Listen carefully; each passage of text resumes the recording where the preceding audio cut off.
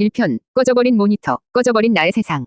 박민주는 모니터를 응시했다. 시야가 흐릿하게 번져 눈앞의 코드를 제대로 읽을 수 없었다. 눈을 깜빡이자 잠시 선명해지는가 싶던 글자들은 이내 다시 뿌연 안개 속으로 흩어졌다. 수정해야 할 마지막 오류, 프로젝트 크로노스의 심장을 멈추게 한 치명적인 결함이었다. 책상 위에는 마시다 만 에너지 음료 캔들과 눅눅한 과자 부스러기가 널려 있었다. 그는 지난 사흘 동안 단 한숨도 자지 못했다. 잠은커녕 의자에서 제대로 일어나 본 기억조차 희미했다. 온몸의 신경이 날카롭게 곤두서 있었고 심장은 갈비뼈를 부술 것처럼 세차게 뛰었다. 그의 세상은 이 작은 모니터 안에 전부 들어 있었다. 가상현실과 현실을 완벽하게 동기화하여 인간의 삶을 한 단계 진화시킨다는 거창한 목표를 가진 프로젝트 크로노스. 박민주는 그 프로젝트의 핵심 설계자이자 가장 뛰어난 해결사였다. 모두가 불가능하다고 말했던 수많은 기술적 난제들을 그가 밤을 새워 해결했다. 그의 손끝에서 새로운 세상이 창조되고 있었고 동료들은 그를 경외의 눈빛으로 바라보았다. 천재, 혁명가, 살아있는 신화. 그를 수식하는 말들은 화려했지만 그 이면에는 닳아 없어지는 영혼의 비명이 있었다. 마감 기한은 바로 내일 아침이었다. 이사회의 최종 시연이 끝나면 모든 것이 결정된다. 성공이냐, 실패냐, 지난 3년간의 노력이 물거품이 되느냐, 아니면 세상을 바꾼 영웅으로 기록되느냐. 팀장의 붉게 충혈된 눈이 떠올랐다. 괜찮아, 박민준 너라면 할 수 있어. 우리 모두 너만 믿고 있어. 그 믿음은 이제 거대한 바위가 되어 그의 어깨를 짓누르고 있었다. 그는 믿음에 보답해야만 했다. 아니, 보답하는 수준을 넘어 증명해야 했다. 자신이 왜 천재라고 불리는지, 자신의 가치가 어디에 있는지를 이 코드로 증명해내야만 했다. 키보드 위에 올린 손가락이 미세하게 떨렸다. 머릿속에서는 완벽한 논리가 흐르고 있었지만 몸이 따라주지 않았다. 커피를 한 모금 더 마셨다. 차갑게 식어버린 액체가 식도를 타고 흘러내렸지만 아무런 맛도 느껴지지 않았다. 그저 위장을 비틀어 짜는 듯한 통증만 더해질 뿐이었다. 사무실의 공기는 무겁고 탁했다. 중앙 냉난방 시스템이 뱉어내는 인공적인 바람 소리만이 귓가에 낮게 울렸다. 창밖은 이미 짙은 어둠에 잠겨 있었다. 도시의 불빛들이 별처럼 반짝였지만 그에게는 그저 멀고 먼 다른 세상의 이야기처럼 보였다. 문득 휴대폰 화면이 반짝였다. 어머니였다. 받지 못한 부재 중 전화가 벌써 10통이 넘어가고 있었다. 아들아, 밥은 먹고 다니니? 잠은 제대로 자는 거니? 그 걱정 어린 목소리가 환청처럼 들려왔다. 그는 차마 전화를 받을 수 없었다. 지금 이 순간 자신은 아들이 아니었다. 그는 오직 크로노스라는 거대한 기계의 부품일 뿐이었다. 감정은 사치였고 일상은 존재하지 않았다. 오직 눈앞의 목표를 향해 달려가는 것만이 그의 유일한 존재 이유였다. 다시 모니터로 시선을 돌렸다. 수만 줄의 코드가 마치 살아있는 벌레처럼 꿈틀거리는 것 같았다. 글자들이 서로 뒤섞이고 의미를 잃어버린 기호의 나열로 보이기 시작했다. 분명 아는 언어였고 자신이 직접 쓴 코드였지만 지금은 해독 불가능한 암호문처럼 느껴졌다. 식은땀이 등을 타고 흘러내렸다. 이마에서는 뜨거운 열기가 느껴졌다. 어지러웠다. 세상이 빙글빙글 도는 것 같았다. 그는 키보드를 쥔 손에 힘을 주었다. 아직 끝나지 않았어. 여기서 무너질 수는 없어. 그 순간이었다. 가슴 한가운데서 무언가 툭 하고 끊어지는 듯한 느낌이 들었다. 날카로운 통증이 명치를 꿰뚫고 지나갔다. 숨을 쉴 수가 없었다. 공기를 빨아들이려 했지만 폐는 풍선처럼 오그라들어 아무것도 받아들이지 못했다. 눈앞이 캄캄해졌다. 귀에서는 날카로운 이명이 울려 퍼졌다. 그는 자신을 지탱하던 마지막 의식의 끈을 놓치고 말았다. 손가락이 키보드에서 미끄러졌다. 그의 몸이 천천히 앞으로 기울었다. 책상 위에 어지럽게 널려있던 커피 캔들이 와르르 쏟아지며 바닥으로 떨어졌다. 요란한 소리가 텅 빈 사무실에 울려 퍼졌지만 그는 아무것도 들을 수 없었다. 꺼져가는 시야 속에서 그는 보았다. 검게 변한 모니터 화면에 비친 자신의 얼굴을. 생기라고는 찾아볼 수 없는 핏기 없는 얼굴, 깊고 어두운 구멍처럼 뻥 뚫린 눈동자. 그곳에는 천재 개발자 박민준이 아니라 모든 것을 소진하고 재만 남은 낯선 남자가 서 있었다. 화면의 한 구석에서 하얀 커서만이 무심하게 깜빡이고 있었다. 마치 그의 심장이 멈춘 후에도 세상은 아무렇지 않게 계속될 것이라고 말하는 것처럼. 그 깜빡임을 마지막으로 박민준의 세상은 완전한 암흑 속으로 가라앉았다. 그의 모든 것이 그렇게 예고 없이 꺼져버렸다. 2편, 영혼 동기화율 1.7%. 강제 개입을 시작합니다. 박민준은 하얀 천장을 바라보며 눈을 떴다. 코끝을 찌르는 소독약 냄새가 낯설었다. 몸을 일으키려 했지만 손가락 하나 까딱할 힘조차 없었다. 온몸이 물에 젖은 솜처럼 무거웠다. 고개를 돌리자 링거액이 담긴 투명한 병과 일정한 간격으로 깜빡이는 위료 기기들이 보였다. 병원이었다. 자신이 쓰러졌다는 사실을 깨닫는 데에는 그리 오랜 시간이 걸리지 않았다. 하지만 이상하게도 아무런 감정이 들지 않았다. 놀라지도 두렵지도 않았다. 그저 멍하니 하얀 천장의 난작은 흠집을 바라볼 뿐이었다. 잠시 후 의사가 들어왔다. 그는 민준의 상태를 확인하며 차분한 목소리로 말했다. 심각한 번아웃 증후군입니다. 육체적, 정신적 에너지가 완전히 고갈된 상태예요. 몸이 스스로를 보호하기 위해 강제로 모든 활동을 멈춘 겁니다. 의사의 말은 먼 나라의 이야기처럼 들렸다. 그는 자신의 몸과 마음이 분리된 듯한 기묘한 감각에 휩싸였다. 마치 다른 사람의 진단 결과를 듣고 있는 구경꾼이 된 것 같았다. 프로젝트는 어떻게 됐어요? 그의 목에서 겨우 기어 나온 첫마디였다. 의사는 잠시 말을 고르는 듯하더니 대답했다. 회사 동료분들이 와서 전해달라고 하더군요. 최종 시연은 일단 연기되었다고. 그 말을 듣는 순간 민준은 아주 희미한 안도감을 느꼈다. 실패했다는 죄책감보다 이제 더는 달려가지 않아도 된다는 미세한 해방감이었다. 하지만 그 감정은 눈 깜짝할 사이에 다시 짙은 무력감과 자기 혐오에 잡아먹혔다. 결국 내가 모든 것을 망쳤구나. 병원에서 며칠을 보낸 뒤 그는 퇴원했다. 회사에서는 무기한 휴가를 제안했다. 사실상의 방출 통보와 다름없었다. 하지만 민주는 아무런 항의도 하지 않았다. 그럴 기력도 의지도 없었다. 그는 택시를 타고 자신의 오피스텔로 돌아왔다. 문을 열고 들어선 순간 시간이 멈춰버린 공간이 그를 맞았다. 책상 위에는 여전히 작업하던 흔적들이 그대로 남아있었고 바닥에는 말라비틀어진 음식물 쓰레기가 뒹굴고 있었다. 그 모든 것이 실패한 자신의 잔해처럼 보였다. 그는 창문으로 다가가 두꺼운 암막 커튼을 쳤다. 방 안은 순식간에 한낮의 빛을 잃고 깊은 어둠에 잠겼다. 그날 이후 민준의 시간은 흐르지 않았다. 그는 세상과 자신을 완벽하게 단절시켰다. 휴대폰 전원은 꺼두었고 현관문은 굳게 잠갔다. 배가 고프면 배달 음식을 시켜 문 앞에 두고 가게 한 뒤 사람이 사라진 것을 확인하고서야 겨우 문을 열었다. 대부분의 시간은 침대에 누워 보냈다. 잠을 자는 것도 아니었다. 그저 눈을 뜬 채로 아무런 생각 없이 천장이나 벽을 바라보았다. 좋아하던 영화도, 게임도, 코딩도 모두 의미를 잃었다. 화면을 보는 것 자체가 고통이었고 무언가에 집중하려는 시도 자체가 에너지를 소모하는 끔찍한 노동처럼 느껴졌다. 그의 영혼은 텅 비어버린 것 같았다. 기쁨도, 슬픔도, 분노도 느껴지지 않았다. 가끔 가슴이 답답하고 숨이 막히는 듯한 기분이 들었지만 그것조차 희미한 통증에 불과했다. 그는 살아있는 것이 아니었다. 그저 숨만 쉬는 존재, 껍데기만 남은 유령이었다. 하루인지 이틀인지, 일주일인지 한 달인지, 시간 감각도 점차 무뎌져 갔다. 그렇게 그는 자신만의 어두운 동굴 속에서 서서히 썩어가고 있었다. 그러던 어느 날 오후였다. 커튼 틈으로 새어 들어온 한 줄기 빛이 방 안의 먼지들을 비추고 있었다. 민주는 멍하니 그 광경을 바라보고 있었다. 그때 그의 시야 한 구석에서 무언가 아른거렸다. 마치 날벌레가 날아다니는 것 같기도 하고 눈에 이상이 생긴 것 같기도 했다. 피로 때문이겠거니 그는 대수롭지 않게 눈을 비볐다. 하지만 그 아른거림은 사라지지 않았다. 오히려 점점 더 선명해졌다. 그리고 마침내 그것은 형태를 갖추었다. 그의 눈앞 허공에 반투명한 푸른색 사각형 창이 떠올랐다. 홀로그램처럼 보였지만 그보다 훨씬 더 실체감이 있었다. 민주는 눈을 깜빡였다. 꿈인가, 헛것을 보는 건가. 하지만 창은 사라지지 않고 고요하게 그의 앞에 떠 있었다. 그는 너무나 오랫동안 아무 것에도 놀라지 않았기에 이 비현실적인 상황 앞에서도 그저 무덤덤했다. 잠시 후 그 푸른 창 위에 하얀 글자들이 나타나기 시작했다. 타자기로 치는 듯한 소리도 없이 그저 스며들듯이 문장이 완성되었다. 플레이어, 박민준. 상태, 영혼 파편화 진행 중. 영혼 동기화율 1.7%. 경고, 동기화율 0% 도달 시 영구적 소멸. 프로토콜, 인생 리부트 가동. 당신의 삶의 강제 개입을 시작합니다. 민주는 그 글자들을 아무런 표정 없이 읽어내렸다. 영혼 동기화율, 영구적 소멸, 강제 개입. 이해할 수 없는 단어들이었지만 이상하게도 그 의미는 머릿속에 똑똑히 박혔다. 그는 두려워해야 마땅했다. 소리를 지르거나 방 밖으로 뛰쳐나가야 했다. 하지만 그의 마음은 잔잔한 호수처럼 고요했다. 그는 너무 지쳐 있었다. 이 모든 것을 신경 쓸 에너지조차 남아있지 않았다. 그는 그저 눈을 감았다. 피곤한 뇌가 만들어낸 환상일 뿐이라고, 자고 일어나면 모든 것이 사라져 있을 것이라고 생각했다. 그러나 다시 눈을 떴을 때 푸른 창은 여전히 그 자리에 있었다. 그의 어둡고 정지된 세상 속에서 유일하게 빛을 내는 존재가 되어 그를 내려다보고 있었다. 3편, 세상에서 가장 무거운 100m. 박민주는 눈을 감았다 떴다를 반복했다. 하지만 눈앞의 푸른 창은 신기루처럼 사라지지 않았다. 그것은 마치 그의 망막에 영원히 새겨진 문신처럼 그의 시야 한가운데를 굳건히 차지하고 있었다. 그는 손을 뻗어 창을 만져보려 했다. 손가락이 허공을 갈랐다. 아무것도 만져지지 않았다. 실체가 없는 환영, 그러나 너무나도 선명한 존재감. 그는 모든 것을 포기한 사람 특유의 무감각으로 그 기이한 현상을 받아들이기로 했다. 어차피 망가진 세상, 헛것 하나 더 보인다고 해서 달라질 것은 없었다. 그는 몸을 돌려 다시 침대에 누우려 했다. 이 무의미한 광경을 외면하고 다시 어둠 속으로 잠기고 싶었다. 그가 몸을 움직이는 순간 푸른 창이 글자가 바뀌었다. 경고음 같은 것은 없었다. 그저 조용하고 단호하게 새로운 문장이 떠올랐을 뿐이었다. 첫 번째 메인 퀘스트가 강제 발동됩니다. 퀘스트, 세상 밖으로. 내용, 현관문을 열고 건물 밖으로 나가 100m 이상 걸으십시오. 제한 시간, 10분. 보상, 영혼 동기화율 0.1% 상승. 실패 시, 극심한 무기력증 페널티 부여. 민주는 코웃음을 쳤다. 퀘스트라니, 게임 속에서나 보던 단어였다. 한때 그는 세상의 모든 퀘스트를 해결하는 영웅이었지만 지금은 침대에서 일어나는 것조차 버거운 페인이었다. 100m, 그에게는 지구 반대편까지의 거리처럼 아득하게 느껴졌다. 그는 시스템의 명령을 무시했다. 이깟 환영이 자신에게 무얼 할 수 있겠는가. 그는 이불을 머리끝까지 뒤집었었다. 완벽한 어둠, 완벽한 고립. 이것이 지금 그가 원하는 세상의 전부였다. 1분이 지났다. 5분이 지났다. 아무 일도 일어나지 않았다. 역시나 헛것이었군. 그가 안도하며 몸을 뒤척이는 순간이었다. 갑자기 온몸에 힘이 쭉 빠져나가는 느낌이 들었다. 단순한 피로감이나 무기력함과는 차원이 다른 감각이었다. 마치 온몸의 뼈와 근육이 녹아내려 액체처럼 변해버리는 것 같았다. 중력이 수십 배는 강해진 듯 침대의 매트리스가 그의 몸을 끝없이 빨아들이는 기분이었다.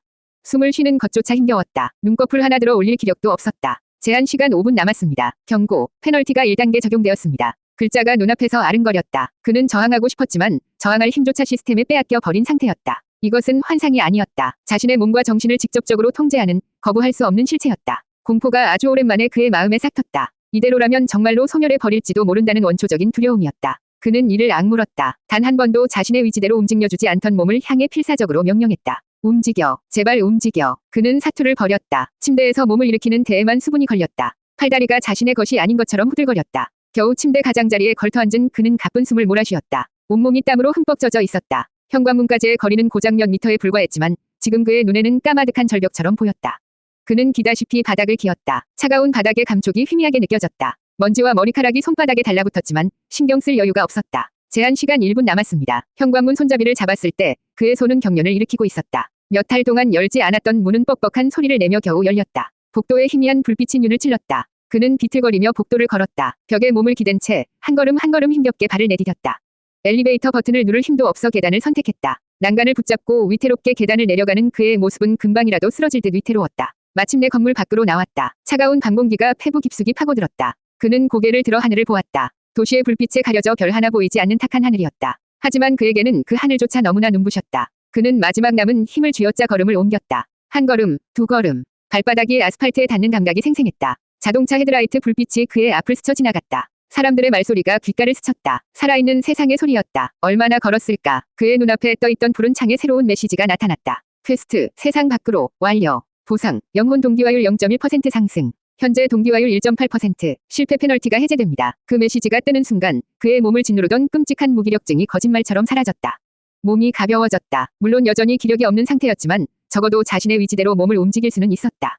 그는 그 자리에 주저앉았다. 심장이 미친 듯이 뛰고 있었다. 그는 거친 숨을 몰아쉬며 멍하니 앞을 보았다. 고작 100m를 걸었을 뿐인데 마치 마라톤을 완주한 것만 같았다. 그것은 그가 세상 밖으로 내디딘 세상에서 가장 무겁고도 가장 위대한 100m였다. 4편, 회상, 모든 것을 걸었던 프로젝트 크로노스. 박민준에게 코딩은 놀이이자 세상 그 자체였다. 그는 아주 어릴 때부터 기계와 대화하는 법을 알았다. 복잡한 기계 언어들은 그에게 아름다운 시처럼 읽혔고 논리적인 알고리즘의 세계는 그 어떤 동화보다 흥미로웠다. 그는 평범한 아이들이 장난감을 조립하며 놀 때 자신만의 프로그램을 만들며 밤을 새웠다. 그의 재능은 독보적이었고 사람들은 그를 주저없이 천재라고 불렀다. 그는 국내 최고의 공과대학에 수석으로 입학했고 졸업과 동시에 모두가 꿈꾸는 IT 기업 유토피아 테크에 스카우트되었다. 그곳에서 그는 운명처럼 크로노스를 만났다. 크로노스는 단순한 가상현실 프로젝트가 아니었다. 그것은 인류의 삶을 송두리째 바꿀 혁신적인 도전이었다. 사용자의 뇌파와 신경 신호를 직접 동기화하여 현실과 가상을 구분할 수 없을 정도의 완벽한 몰입감을 제공하는 것. 사람들은 더 이상 모니터나 헤드셋 같은 보조 장치 없이도 생각만으로 가상 세계에 접속하여 오감으로 모든 것을 체험할 수 있게 된다. 교육, 의료, 엔터테인먼트, 그 모든 분야에서 새로운 시대가 열리는 것이었다. 민주는 크로노스에 자신의 모든 것을 걸었다. 그의 심장은 이 위대한 도전을 향한 열정으로 뜨겁게 타올랐다. 그는 프로젝트의 핵심인 싱크 엔진 설계를 맡았다. 뇌파와 가상 데이터를 오차없이 연결하는 그 누구도 성공하지 못했던 미지의 영역이었다. 그는 연구실에 간이 침대를 가져다 놓고 살았다. 집은 잠시 옷을 갈아입으러 들르는 곳에 불과했다. 식사는 대부분 컴퓨터 앞에서 해결했고 잠은 몰려오는 피로를 이기지 못해 책상에 엎드려 자는 쪽잠이 전부였다. 그의 삶에는 오직 크로노스만 존재했다. 친구들과의 약속은 번번이 취소되었고 연인과는 다툼이 잦아졌다. 기념일 저녁 그는 최고급 레스토랑을 예약해두고도 나타나지 못했다. 해결되지 않는 버그와 씨름하느라 약속 자체를 잊어버렸던 것이다. 미안해. 이 프로젝트만 끝나면 정말 잘할게. 그의 사과는 항상 똑같은 레퍼토리였다. 결국 그녀는 지친 목소리로 이별을 통보했다. 나에게는 너와 함께하는 지금이 중요한데 너는 항상 다음을 이야기하네. 너의 세상에는 나보다 중요한 것들이 너무 많은 것 같아. 그는 이별의 아픔을 느낄 겨를도 없이 다시 코드에 매달렸다. 슬픔이나 외로움 같은 감정은 성공을 방해하는 불필요한 노이즈라고 생각했다. 그는 스스로를 그렇게 세뇌했다. 동료들은 그런 그를 보며 혀를 내둘렀다. 박민주는 인간이 아니라 코드로 만들어진 기계 같아. 그의 열정은 존경스러웠지만 때로는 섬뜩하게 느껴지기까지 했다. 그는 동료들과의 소통도 최소한으로 줄였다. 비효율적인 회의나 잡담은 시간 낭비라고 생각했다. 그는 오직 자신의 모니터와 대화했다. 프로젝트가 막바지에 이를수록 압박감은 극에 달했다. 투자자들은 하루가 멀다 하고 성과를 요구했고 경쟁사들은 비슷한 기술을 발표하며 턱밑까지 추격해왔다.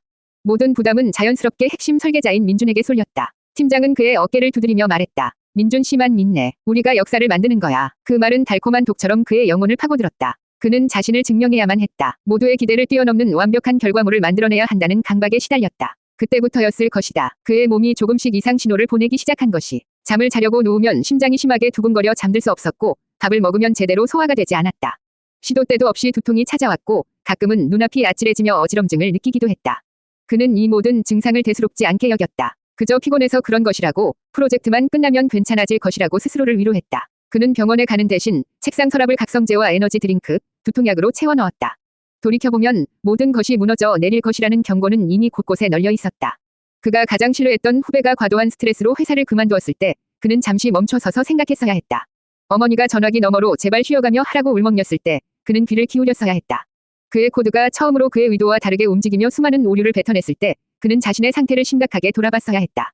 하지만 그는 모든 경고를 무시했다. 그는 결승선만 보고 달리는 경주마처럼 오직 앞만 보고 질주했다. 자신의 영혼이 비명을 지르며 찢겨나가고 있다는 사실을 까맣게 모른 채로 그 끝이 완전한 소멸로 향하는 절벽이라는 것을 알지 못한 채로 5편 첫 번째 위기 빈털터리가 되다. 박민주는 차가운 보도블록 위에 주저앉아 있었다. 방금 전 겪었던 사투의 여운으로 온몸이 가늘게 떨렸다. 몸을 짓누르던 끔찍한 압박감은 사라졌지만 그 자리를 채운 것은 깊은 허탈감과 막막함이었다. 그는 자신이 어디에 있는지, 지금 몇 시인지, 앞으로 무엇을 해야 하는지 아무것도 알 수 없었다. 고작 집 앞에서 100m를 걸어 나왔을 뿐인데 마치 세상의 끝에 내동댕이 쳐진 기분이었다. 돌아가고 싶었다. 모든 것이 차단된 안전한 어둠 속으로 아무것도 하지 않아도 되는 무기력의 동굴 속으로 다시 숨고 싶었다. 그가 멍하니 앉아있을 때 눈앞에 푸른 창이 다시 한번 빛을 발하며 새로운 메시지를 띄웠다. 다음 메인 퀘스트가 생성됩니다. 퀘스트, 새로운 출발점, 내용, 수원역으로 이동하십시오. 제한 시간, 2시간. 보상, 영혼 동기화율 0.2% 상승. 실패 시 주변의 모든 소음이 10배로 증폭되는 청각 과민 페널티 부여. 수원역, 그의 머릿속에 희미한 지식이 떠올랐다. 지금 있는 곳에서 버스나 지하철을 타면 갈 수 있는 거리였다. 하지만 그의 몸은 움직이기를 거부했다. 왜 내가 이런 짓을 해야 하지? 정체불명의 시스템이 시키는 대로 알지도 못하는 곳으로 가야 하는 이유가 무엇인가? 그는 반항심에 사로잡혔다. 그는 자리에서 일어나 다시 집으로 향하려고 했다. 차라리 시끄러운 소음을 견디는 편이 낫겠다고 생각했다. 이 미친 게임을 끝낼 방법은 시스템의 명령을 거부하는 것뿐이라고 판단했다. 그러나 그가 집 방향으로 한 걸음 내디는 순간 시스템은 그의 생각을 읽기라도 한 듯 새로운 경고 메시지를 띄웠다. 경고, 퀘스트 경로를 이탈했습니다. 페널티가 즉시 적용될 수 있습니다. 동시에 그의 귓가에 주변의 소음이 파도처럼 밀려들기 시작했다. 자동차 경적 소리가 고막을 찢을 듯 날카롭게 파고들었고 사람들의 평범한 대화 소리는 수십 명이 동시에 소리를 지르는 것처럼 울렸다. 그는 귀를 막고 비명을 질렀다. 머리가 깨질 듯한 고통이었다. 페널티는 그의 상상을 초월하는 끔찍한 형벌이었다. 그는 선택의 여지가 없다는 사실을 뼈저리게 깨달았다. 이 시스템은 그를 파괴할 수도 살릴 수도 있는 절대적인 존재였다. 그는 결국 버스 정류장을 향해 비틀거리며 걸었다. 지갑에서 교통카드를 꺼내 단말기에 찍었다. 버스 안은 퇴근길 사람들로 붐볐다. 그는 창가 구석에 겨우 자리를 잡고 섰다. 창밖으로 빠르게 스쳐 지나가는 풍경들이 낯설게만 느껴졌다. 몇 달 전까지만 해도 그는 이 도시의 밤을 밝히는 빌딩 숲의 주인이었다. 하지만 지금 그는 목적지 없이 떠도는 이방인에 불과했다. 사람들의 활기찬 표정과 대화 소리가 그를 더욱 비참하게 만들었다. 그는 고개를 숙여 자신의 낡은 운동화 끝만 바라보았다. 얼마나 지났을까? 버스는 수원역에 도착했다. 수많은 사람들이 역사를 향해 바쁘게 걸어가고 있었다. 민주는 그 인파의 흐름에 억지로 몸을 맡겼다. 거대한 역사는 마치 살아있는 괴물처럼 사람들을 빨아들이고 뱉어내고 있었다. 그는 어디로 가야 할지 몰라 잠시 그 자리에 멈춰 섰다. 바로 그때였다. 누군가 그의 옆을 빠르게 스쳐 지나가며 어깨를 강하게 부딪혔다. 악! 하는 소리와 함께 그의 몸이 휘청거렸다. 죄송합니다. 남자는 모자를 푹 눌러 쓴 채 짧게 사과하고는 인파 속으로 황급히 사라졌다. 민주는 불쾌한 기분의 인상을 찌푸리며 옷을 털었다. 그리고 무심코 바지 뒷주머니로 손을 가져갔다. 순간 그의 심장이 쿵 하고 내려앉았다. 있어야 할 지갑이 없었다. 그는 황급히 양쪽 주머니를 모두 뒤졌지만 지갑은 어디에도 없었다. 방금 그 남자였다. 일부러 부딪히며 지갑을 훔쳐간 것이 틀림없었다. 그의 머릿속이 하얗게 변했다. 지갑 안에는 그의 신분증과 카드, 그리고 비상금으로 넣어둔 현금이 전부 들어 있었다. 이제 그에게 남은 것은 이 세상과 그를 연결해 주던 모든 것을 잃어버렸다는 절망감뿐이었다.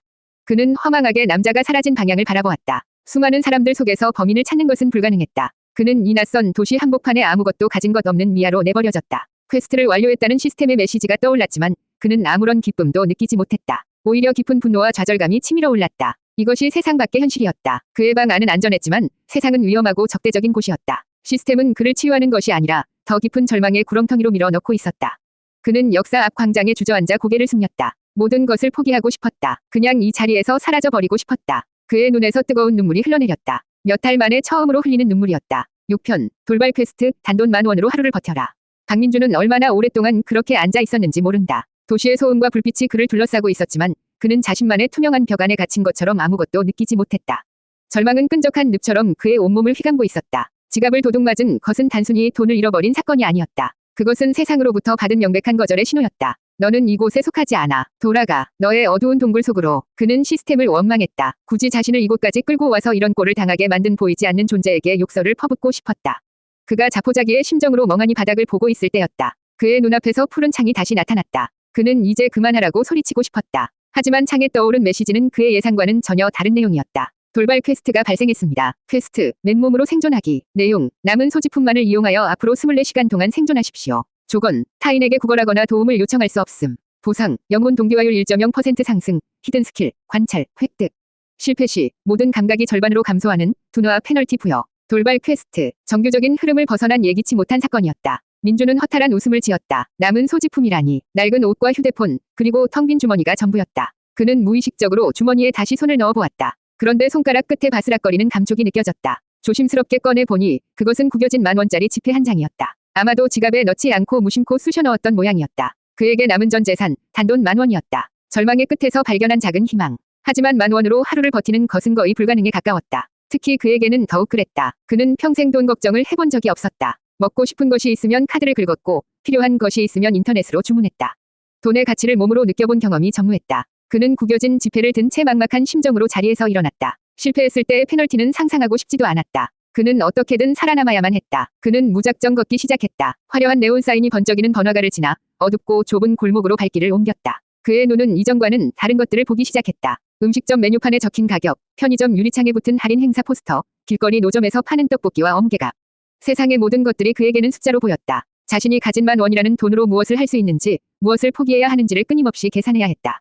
몇 시간을 헤맨 끝에 그는 허름한 시장 골목에서 장터국밥 3,000원이라고 쓰인 낡은 간판을 발견했다. 그는 망설이다가 식당 안으로 들어갔다. 식당 내부는 좁고 낡았지만 뚝배기에서 피어오르는 뜨거운 김과 구수한 냄새가 가득했다. 그는 국밥 한 그릇을 주문했다. 잠시 후 그의 앞에 놓인 뚝배기에는 뜨끈한 국물과 함께 밥이 말아져 있었다. 그는 숟가락을 들어 국물을 한 모금 떠먹었다. 그 순간 그의 온몸에 따뜻한 기운이 퍼져나갔다. 며칠 만에 처음으로 먹는 제대로 된 음식이었다. 특별한 맛은 아니었지만 세상에서 가장 맛있는 음식처럼 느껴졌다. 그는 허겁지겁 국밥을 먹기 시작했다. 텅 비었던 위장이 채워지자 얼어붙었던 몸과 마음도 조금씩 녹아내리는 것 같았다. 그는 땀을 뻘뻘 흘리며 국물 한 방울 남기지 않고 뚝배기를 비웠다. 식사를 마치고 밖으로 나오자 남은 돈은 7,000원이었다. 이제 잠잘 곳을 구해야 했다. 그는 가장 저렴한 숙소를 찾아 헤맸다. 찜질방, 만화 카페, 고시원. 그는 이전에는 거들떠보지도 않았을 장소들을 기웃거렸다. 마침내 그는 역 근처의 한 PC방에서 야간 정액 요금이 5,000원이라는 것을 발견했다. 그는 그곳에서 밤을 보내기로 결정했다. 푹신한 의자에 몸을 기댄 그는 지친 몸을 뉘었다. 주변에서는 키보드 소리와 게임 소리가 시끄럽게 울렸지만 이상하게도 잠이 쏟아졌다. 그는 살아남았다. 자신의 힘으로, 단돈 10,000원으로 이 낯선 세상에서 하루를 버텨낸 것이었다.